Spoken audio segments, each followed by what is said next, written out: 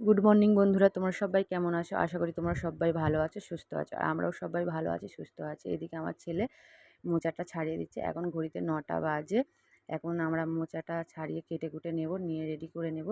আজকে করব মোচার ঘন্ট। চলো তোমরা রেসিপিটা দেখতে থাকো। এদিকে কাটাকুটি করে নিয়েছি, জোগাড় করে নিয়েছি। এদিকে ছোলাটা প্রেসারে সিদ্ধ করে নেব। আর এদিকে ছাঁকা তেলে আলুটা ভেজে নিচ্ছি।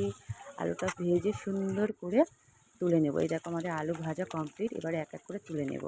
তুলে নিয়ে তার উপরে দিয়ে দেব গোটা গরম মশলা। ওই তেলের উপরে গোটা গরম মশলা দিয়ে দিয়েছি। এবারে পেঁয়াজগুলো দিয়ে দেবো। পেঁয়াজগুলো দিয়ে সুন্দর করে ভেজে নিতে হবে। এই দেখো পেঁয়াজ আমাদের ভাজা হয়ে গেছে। এবার দিয়ে দেবো আদা রসুনের পেস্ট। আদা রসুনের পেস্ট দিয়ে সুন্দর করে কষিয়ে নিতে হবে। কষিয়ে নিয়েছি। এর উপরে দিয়ে দেবো টমেটো। টমেটোটা দিয়ে আবার সুন্দর করে কষিয়ে নিতে হবে।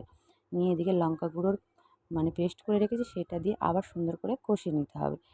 নিয়ে একটু হালকা করে জল দিয়ে দেবো। দিয়ে আবার সুন্দর করে কষিয়ে নেবো যতক্ষণ না তেল ছাড়ছে। এদিকে তেল ছেড়ে গেছে। এদিকে দিয়ে দেবো মোচা, আলু আর ছোলা দিয়ে লবণ দিয়ে সুন্দর করে কষিয়ে নেব। নিয়ে একটু হালকা চিনি দেবো। দিয়ে সুন্দর করে কষিয়ে নিয়ে জল দিয়ে আর ঢাকা দিয়ে এটা আমরা সিদ্ধ করে নেব। নেওয়ার পরে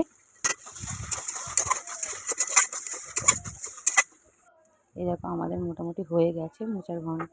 এবার আমি গরম মশলা আর একটু ঘি দিয়ে লাবিয়ে নিলেই আমাদের মোচার ঘন্ট রেডি। এদিকে জল আর দিয়ে সিদ্ধ করাটা তোমাদের দেখায়নি, ওইটা আমি কেটে দিয়েছি। ভিডিওটা অনেকটা বড় হয়ে যাবে বলে। যাই হোক, মোচার ঘন্ট আমাদের রেডি।